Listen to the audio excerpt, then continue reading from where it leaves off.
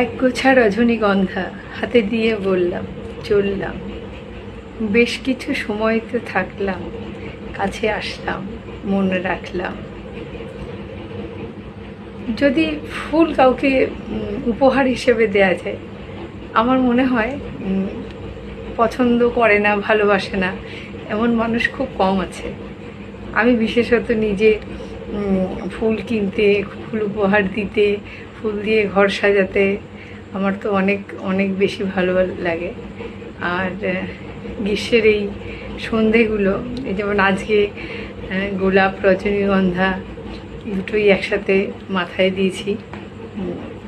একটা সুগন্ধ, মানে রজনীগন্ধার সৌরভে চারিদিক আস্তে আস্তে ভরে যাচ্ছে। আমার নিজের বলে, আমার ভিতর বাহিরে অন্তরে অন্তরে আছো তুমি, তুমি আছো হৃদয় জুড়ে। আমার ভিতর বাহিরে অন্তরে অন্তরে আছো তুমি। এটা শুধু ফুলেদের জন্য, অন্য বিশেষ কারোর জন্য নয়। ফুল এমন একটা জিনিস, যে কোনো সময় যে কোনো জায়গায়